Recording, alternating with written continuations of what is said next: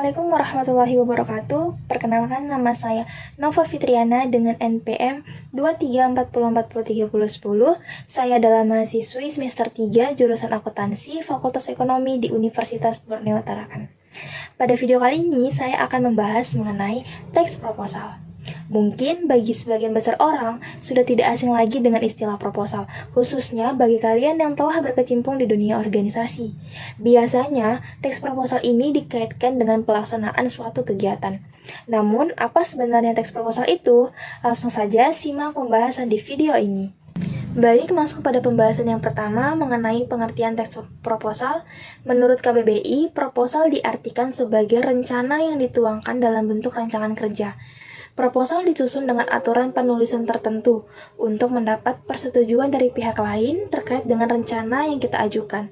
Sehingga penting bagi kita untuk mengetahui secara teoritis tentang teks proposal sebelum menyusunnya, agar teks proposal yang kita ajukan nanti dapat disetujui dan tujuan yang diinginkan dapat tercapai. Selanjutnya, kita akan membahas terkait struktur teks proposal. Pada video kali ini, teks proposal akan dibagi menjadi dua jenis. Yang pertama ada teks proposal penelitian yang digunakan untuk mengajukan suatu penelitian, dan teks proposal kegiatan yang digunakan untuk mengajukan sebuah kegiatan. Adapun struktur dari teks proposal penelitian, yang pertama ada pendahuluan, yang kedua ada landasan teori dan tinjauan pustaka, yang ketiga ada metodologi penelitian, dan yang terakhir ada daftar pustaka. Bagian pendahuluan dalam teks proposal biasanya terbagi lagi menjadi 5 bagian. Yang pertama adalah latar belakang penelitian. Pada bagian ini terdiri atas penjelasan yang berupa argumen yang disertai dengan fakta maupun data, mengapa penelitian ini penting untuk dilakukan. Yang kedua, ada rumusan masalah. Bagian ini berisi tentang fokus penelitian yang akan kita lakukan. Biasanya dituangkan dalam bentuk pertanyaan. Dan yang ketiga, ada tujuan penelitian yang berisi tentang tujuan-tujuan yang ingin kita capai pada penelitian ini. Dan biasanya, tujuan penelitian ini berupa jawaban dari pertanyaan yang kita buat di rumusan masalah tadi. Dan yang keempat, ada ruang lingkup penelitian atau batasan masalah. Bagian ini akan menjelaskan tentang poin-poin yang nantinya akan kita teliti dan tidak akan kita teliti.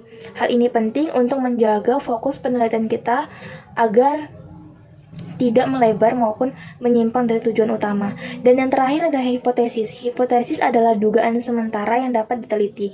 Bagian ini bersifat opsional, bisa ada maupun tidak ada. Dan yang kedua itu ada landasan teori.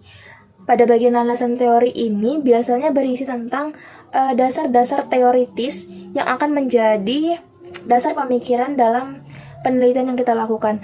Dan yang kedua ada tinjauan pustaka. Di bagian tinjauan pustaka ini berisi tentang informasi maupun data-data dari penelitian sejenis yang dilakukan sebelumnya. Kemudian struktur yang ketiga itu ada metodologi penelitian. Pada bagian ini berisi tentang penjelasan bagaimana penelitian ini nantinya akan dilakukan, meliputi tempat, waktu, maupun cara-cara dan juga analisis-analisis data yang nantinya akan kita gunakan. Dan yang terakhir ada daftar pustaka. Bagian ini memuat segala sumber-sumber yang kita gunakan dalam menyusun teks proposal penelitian. Dan dalam penulisan daftar pustaka ini memiliki aturan tersendiri yang biasanya mengacu pada peraturan internasional yang telah ditentukan. Sedangkan teks proposal kegiatan sendiri terdiri atas yang pertama ada pendahuluan, yang kedua ada tata laksana kegiatan, yang ketiga ada strategi pelaksanaan, dan yang terakhir penutup. Pendahuluan pada teks proposal kegiatan berisi tentang penjelasan mengenai urgensi dari kegiatan ini, mengapa kegiatan ini penting untuk dilakukan, apa tujuannya, dan pihak-pihak mana saja yang dituju dari kegiatan ini. Dan yang kedua itu ada tata laksana kegiatan. Pada bagian ini akan dijelaskan mengenai hal-hal berkaitan dengan pelaksanaan kegiatan, bagaimana kegiatan kita nantinya akan dilaksanakan, waktu, tempat, dan bentuk kegiatan kita itu seperti apa akan dijelaskan pada bagian ini. Kemudian yang ketiga ada strategi pelaksanaan. Pada bagian ini itu lebih mendetail penjelasannya. Dia berkaitan dengan teknik-teknik atau langkah-langkah konkret yang kita ambil untuk melaksanakan kegiatan kita. Dan yang terakhir ada penutup. Di bagian penutup ini berisi tentang ringkasan dan penegasan kembali tentang urgensi dari kegiatan kita. Masuk pada pembahasan yang ketiga mengenai hubungan genre di setiap tahapan teks proposal. Perlu kita ketahui, setiap tahapan pada struktur teks proposal direalisasikan menggunakan genre mikro tertentu. Pada proposal penelitian, di bagian struktur teks pendahuluan, genre mikro yang digunakan adalah eksposisi dan atau meliputi deskripsi. Eksposisi digunakan untuk menjelaskan tentang urgensi dari penelitian ini, dan deskripsi digunakan untuk menggambarkan permasalahan yang akan diteliti, tujuan, pentingnya masalah tersebut untuk diteliti, dan pendekatan metode serta teknik yang nantinya akan kita gunakan. Kemudian di bagian struktur landasan teori dan tinjauan pustaka, menggunakan genre mikro review atau ulasan, di mana yang diulas di sini adalah teori-teori yang menjadi dasar pemikiran dan juga tentang penelitian-penelitian sejenis yang dilakukan sebelumnya. Dan yang ketiga ada metodologi penelitian. Ini menggunakan genre mikro deskripsi dan atau meliputi laporan prosedur yang berfungsi untuk menyajikan pendekatan, metode, dan teknik penelitian yang akan digunakan, termasuk langkah-langkah konkret yang akan ditempuh untuk melaksanakan penelitian ini. Begitu pula pada teks proposal kegiatan tidak jauh berbeda di bagian pendahuluannya menggunakan genre mikro, eksposisi, dan atau deskripsi yang berfungsi untuk memberikan latar belakang kegiatan yang akan dilaksanakan, gambaran tentang jenis dan bentuk kegiatan, tujuan, manfaat, serta strategi yang akan digunakan untuk melaksanakan kegiatan. Kemudian di struktur yang kedua ada tata laksana kegiatan. Ini menggunakan genre mikro deskripsi dan atau meliputi prosedur yang digunakan untuk menyajikan strategi yang akan dilakukan dalam melaksanakan kegiatan, termasuk langkah-langkah yang akan ditempuh. Dan yang terakhir di bagian penutup, ini menggunakan genre mikro deskripsi dan atau meliputi prosedur yang berfungsi untuk menyampaikan harapan agar proposal kegiatan kita diterima dan menghasilkan sesuatu seperti yang kita harapkan. Selanjutnya kita akan membahas mengenai analisis bahasa, manfaat, dan pihak yang dituju dari teks proposal, baik itu teks proposal penelitian dan teks proposal kegiatan. Aspek kebahasaan yang harus dipenuhi dalam penulisan teks proposal yang pertama, bahasa yang digunakan haruslah akurat, artinya sesuai fakta, tidak mengada-ngada ataupun tidak dilebih-lebihkan. Yang kedua, bahasa yang digunakan harus tidak ambigu atau tidak menimbulkan keraguan atau kebingungan. Dan yang ketiga, menggunakan kalimat efektif, dan yang terakhir, menggunakan alasan dan tujuan yang logis. Tentu hal ini penting agar apa yang kita sampaikan di dalam proposal ini mudah diterima dan mudah dipahami oleh pihak-pihak terkait. Adapun beberapa manfaat penulisan proposal secara umum, yang pertama, sebagai pedoman atau panduan yang jelas tentang apa dan bagaimana suatu penelitian maupun kegiatan dilakukan. Dan yang kedua, sebagai media komunikasi, di mana melalui proposal kita dapat menuangkan ide ataupun rencana kita secara terstruktur kepada pihak lain.